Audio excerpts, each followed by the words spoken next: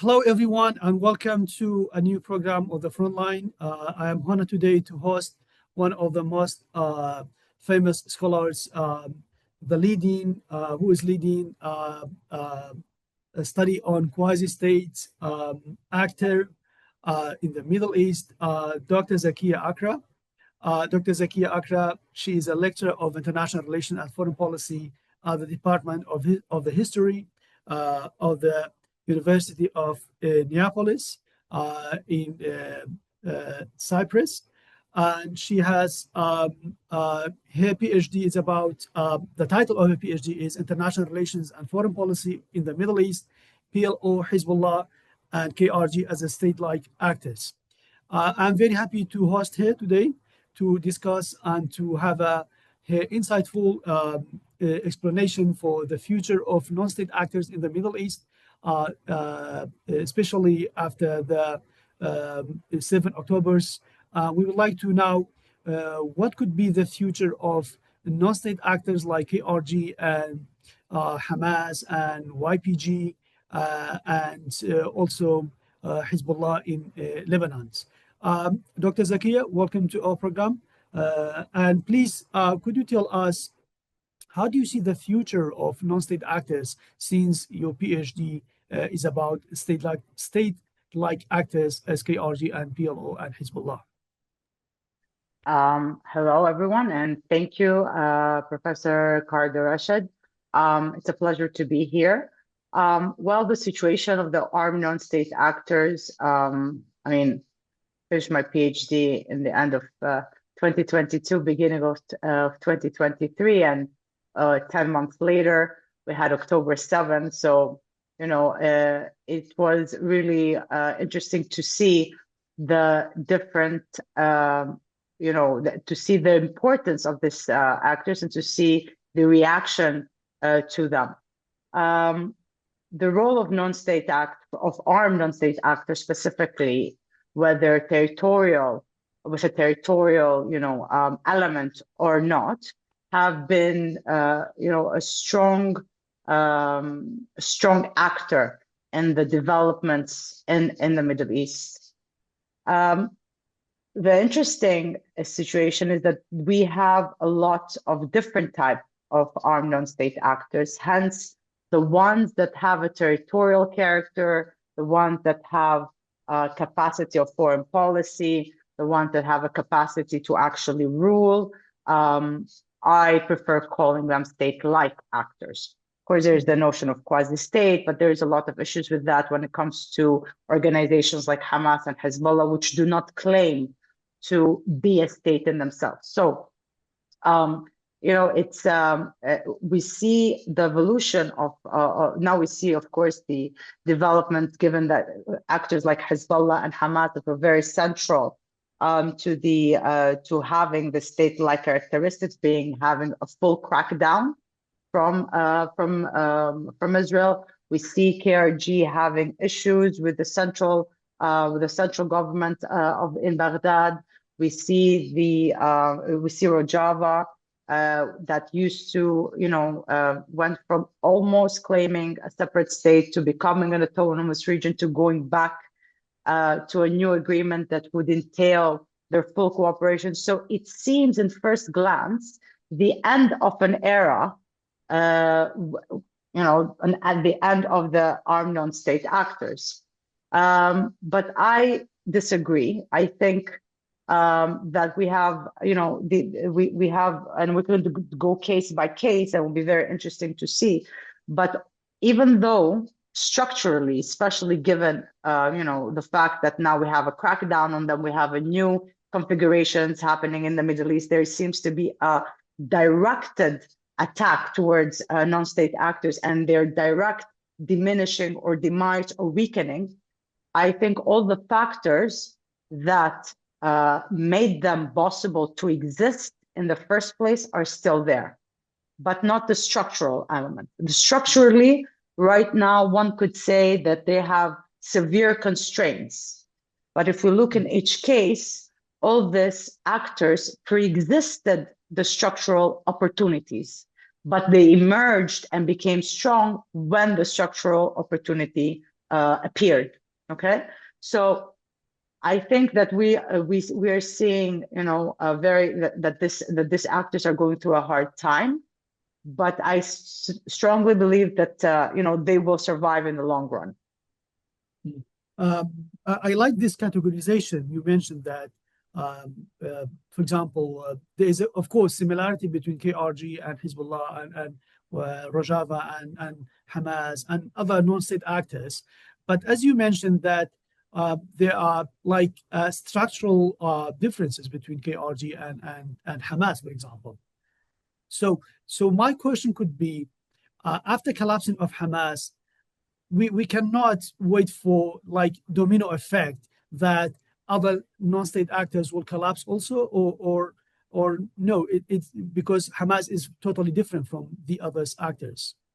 Definitely. No, it's very different to compare. So when we talk about KRG, we're talking about different actors, different political representations, regardless of what is happening within KRG when it comes. Of course, we know we have, three main parties that have been dominating the political scene at least the last years.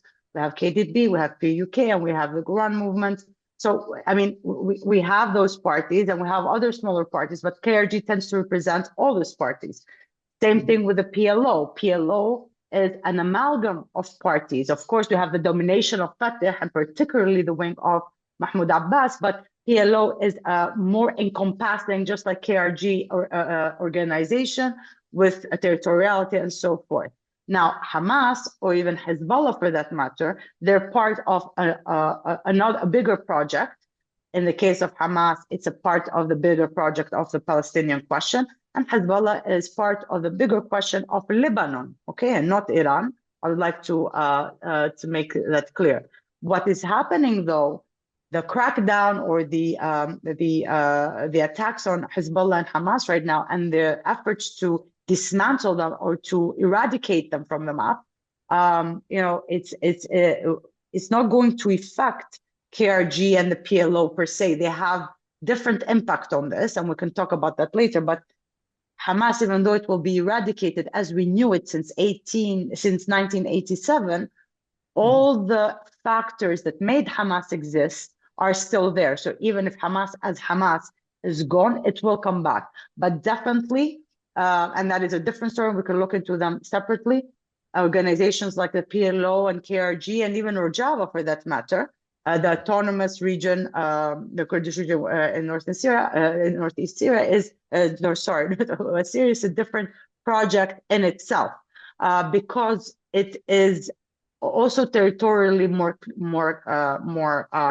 it's clearer, let's put it this way, despite the disputed areas. It has a lot of institutional, they have a lot of institutional characteristics, and they have a very long history of representation. And they still, to some extent, have the monopoly of the use of force, at least in specific areas.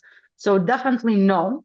I wouldn't say that this is it's not a domino effect, but we do see that both in the case of Rojava and Syria and the case of KRG, we do see the central governments, whether it's Shara or the new administration in Iraq, trying to minimize the autonomy, but that is very far away from the reality of what Hamas and Hezbollah are facing right now in Palestine and Lebanon.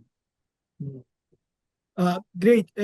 Let's move to another perspective regarding non-state actors. As you can see, since 7 October, we have seen different, or let's say, contradictions in the visions in the Middle East. For example, we have seen Tom Barrack, Donald Trump's special envoy for the Middle East or for Syria.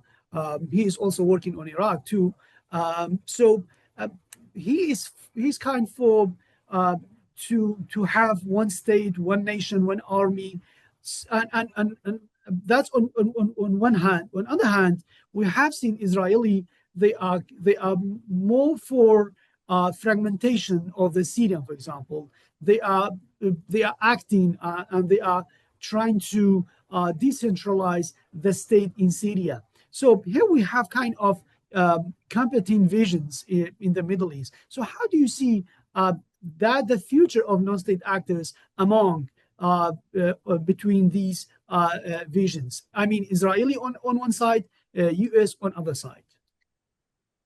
What I see here, this is very interesting, take on how on the visions of the Middle East, and I think it's very important to see, regardless of what the U.S. would like to see, it's how much it's investing in it. And when it comes to the practices and to the policy of the U.S., it is regardless of its vision, it is supporting the policies of Israel, which is fragmentation. Within this fragmentation, of course, this is a problem for Israel to see how they're going to deal with this fragmentation in the long run, because as Bismarck said, you can do a lot of things with a bayonet, but you cannot sit on it, So in the end of all these ventures, how will all this fragmentation and territorial, territorial gains be translated into politically for Israel as a state? But what happens when you have fragmentation, you have chaos. When you have chaos, you have weak states. When you have weak states, you have groups that will try to find themselves a way to survive. And that is something, then that is the number one, motivation for all these non-state actors, for all these armed non-state actors that emerged. It was the marginalization of the Kurdish communities in the Arab world, of course, in Turkey and Iran, but that's even a different history. But it's particularly in Baghdad in Iraq and in Syria that that allowed and that inspired all the movements, the different movements within the Kurdish political scenes to emerge. Same thing with Lebanon. So the more you want to, the more you marginalize the Shia community, the more you will have them want and seek their own needs for protection. And that is something that is not stopping. It's continuing to happen. And if anything, the Israeli vision and the Israeli politics right now, it's fueling this. So even if they dismantle Hezbollah's arms, and even if to a large extent they deny Rojava, for instance, to exist as an autonomous region, if they're not really part of the Syrian democratic process, part of the state without being marginalized, equal rights, then that will emerge as well. Another factor that emerges from the fragmentation, regardless of the political inclusion, the opportunities and so forth, is the actual, standing of the state in the sense of financial development. If a state cannot, if you don't have an income, if you don't have a good financial system, there will be marginalizations, and hence there will be grievances, and hence we will go back to what happened in all these countries with these groups that felt that they need to take, lead in their own fates rather than leave it to the central government that were marginalizing them. So I think most likely what we see for now prevailing is the Israeli fragmentation, at least in practice. The vision of the US is not materialized in any way, shape, or form at the moment. Okay, so I really interesting to hear your point regarding Israeli visions in the Middle East. How do you see that when it comes to, for example, to non-state actors? I mean, not specific country. Well, I think for now they are using the excuse, let's put it this way, or they're using the existence of armed non-state actors in order to expand throughout the region. And we see that in many countries, right? We see that in Palestine, in Lebanon, in Syria. But they also, again, use them in their own advantage in order to fuel more fragmentation, to serve the larger, political goal, which is chaos, in order to be able to expand. So I don't think they have one clear way of saying, armed non-state actors. They have done it before in Lebanon, with the Sunni militias, but also with the Christian militias at the time during the civil war. They're doing it again in Syria. They're also using some of the Kurdish groups for counter the influence of Iran or other countries in the region. So for Israel, the armed non-state actors is a blessing and a curse. But for now, after many years of experience, they are using each group to their own advantage to fulfill their purpose. And I think to a large extent, they're doing it very well. Great. Let's move to Syria before go to Lebanon and Palestine. How do you see the future of centralization of government of governments in Syria? How is the future of Ahmed Sharah's political standpoint, political ideology regarding Rojava and regarding to Druze and Alawite? So do you think Ahmed Sharah he will be able to totally control over this fragmented society? I think you used a very, very good verb, able. I think if you were to talk to Sharah, he has all the good intentions. I mean, if you look at the evolution of this guy, the history of where he came from, his parents, the way he is, I almost believe him. He wants a really democratic Syria with, everything in it. But is he able to control the militias that helped him get where he is, but who are at the moment attacking everything else that does not look or seem like this militias? So the question of whether he's able is a big question mark. To be honest, it doesn't look like it. But Sharah has surprised everyone repeatedly in the past. So I don't want to be adamant about it and say that it doesn't look good. Currently, what I believe the Kurds are doing in Syria is they're showing a goodwill, which is very important. In politics, showing goodwill is a reminder that I was here, and if you're not, I have the right to go back to fight for what I wanted. I think it's, and something that characterizes the Kurdish people, which is, a very honorable stand for the moment. But if Sharah fails, I don't think it's going to continue, the Kurds will not continue showing this goodwill. And as I said before, the whole project of Rojava did not emerge in 2011 or 2012. It was there from before in different shape, and it just was able to emerge when those cracks happened in the system. And if Sharah continues like this and doesn't change it, these cracks will reappear and there will be new opportunities again. Great. I asked that question because I think if Syria is not going to stabilize, so it will have an impact on Lebanon too. So let's move to Lebanon. How do you see the future of Hezbollah as one of the most important powerful armed group in the Middle East? Do you think they have a future? Do you think they can survive? I am more worried at the moment about Lebanon in itself. I think Lebanon, regardless of Syria, it's really more than ever since 1990 on the verge of a civil war.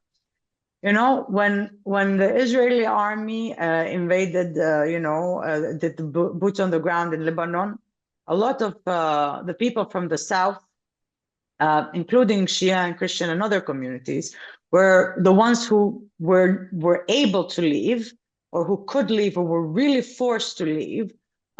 They went to, they went to Beirut, they went to other areas. They were not welcomed because people were scared. That is how you start seeing the ghost of the civil war becoming more palpable. You have agreement right now in Lebanon, which looks very much like that divides the country along the civil war lines in the 70s. So Hezbollah has been inflicted a lot of losses, undeniably, but it doesn't look good for Lebanon as a whole. So even if it's weaker, it's definitely not going to be stronger for the immediate future. Iran is not there to help it as it used to, because Iran has its own front right now, but it is now gaining more popularity. If you look, and I'd like to just, give a small, insight in this. For the past, let's say, some years now, even before the Gaza war, the popularity of Hezbollah was dropping, and it was dropping dramatically because of its involvement in the parliament. Because Hezbollah for a long time was not part of the state, and when it became part of the state, it started following, the general corruption of the other elite in Lebanon. What happened after the Israeli invasion of Lebanon is that we see a reemergence in this popularity that it lost. So,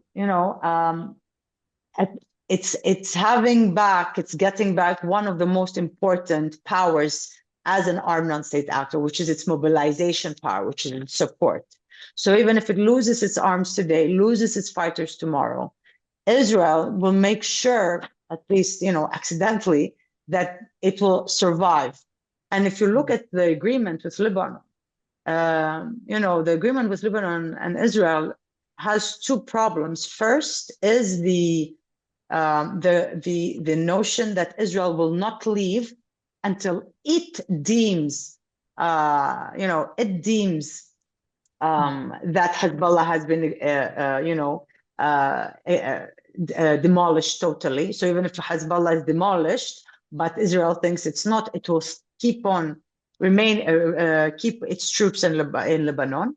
And the second thing, and that is really interesting, and it skips the details of most, is that it's not going to go for compensation and reparations for the damages it's done to Lebanon. So what will happen to all the livelihood, to all the property of all these people in the south, both Shia and Christians and Sunnis, that have lost during this time? So there you go. You have grievances, you have the mobilization. So yes, Hezbollah will definitely, shrink because of the, damage it's injured. But with the violence that has been going on into Lebanon, I think we will see more armed non-state actors in Lebanon rather than less. Great. Let's move to last point and last question, which is, I think, is most important in that conversation. Do you think we are witnessing post-Hamas? Do you think there is no place for Hamas to come back? Because some Israeli, they say, we will not let Hamas come back. We will not give it any chance, any time, anywhere to let Hamas to come back to Gaza, to control, to have a government, to have a governance, to have a police, to have, and so on. So do you think that that statement from Israeli will practically will be the reality of Gaza? So Hamas will gone forever? I think Hamas as we knew it has gone, but just like all the other non-armed non-state actors, it has its own, it has its own support, it has its ideology. So definitely it will come back in some shape or form. But what I'm more worried about is not Hamas itself. The Palestinians, just like the Kurdish people, just like the Arabs, they want, a dignified life with access to, the basic, in order to survive, work, health, clean water. The situation in Gaza, even if Hamas is totally gone, the violence that has been happening, regardless of the Hamas, I think it will even, just like in the case in Lebanon, even create more armed non-state actors, because somehow people will need, to protect themselves, especially if the government that will be installed in Gaza, whether under the PA or not, if they don't deliver, if they don't significantly, improve people's life, we will definitely see, other phenomena, perhaps even more extreme. Don't forget, in the past almost 3 years, the violence and the devastation, created in Gaza, the traumatic, experience definitely breeds extremism. But here, and this is very interesting to see, in Gaza, you do not have necessarily support for Hamas because they are viewed as, that they didn't take care of their people even before October 7th. There was a lot of corruption, there was a humanitarian crisis that they was very well aware was because of the siege. But, a lot of it, mostly because of the corruption, it went back to Hamas. So you will not find real support of Hamas in Gaza, but you will find it in the West Bank. So you have these paradoxes. So, and Hamas, compared to other organizations, is one of the weakest, especially if you look at with, Asht al-Sha'b in Iraq, or the Houthis in Yemen, or Hezbollah, and I'm not going to even compare it with, proper state-like actors like KRG, the PLO, or even Rojava. But we have, they are more likely, to dissolve as we know them today, but they have a strong history of political ideology, mobilization as well, even beyond Gaza. So even if they lost it in Gaza, they will find, elsewhere to breeding ground to reemerge.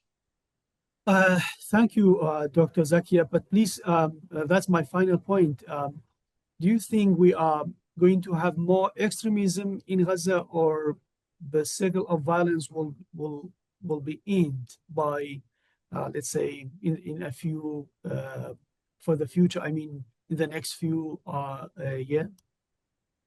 I think that the more, and we saw this very much in Iraq, and we saw this very much in Syria, the more violence and the lack of the Israeli policies will bring, more violence, both in Gaza, the West Bank, and Lebanon, and Syria.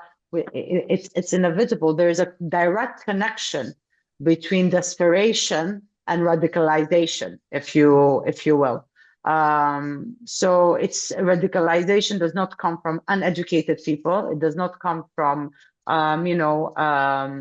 stupid people. Radicalization comes from desperate people that were never included, traumatized people that did not get the chance everybody else did. And this is something that will engulf the entire region, I think, much more, and it will go way beyond Gaza. Don't forget that Gaza, for the next generation, its children and its parents will have both severe mental and physical damage. People in Gaza, the water they drink, the food they will eat is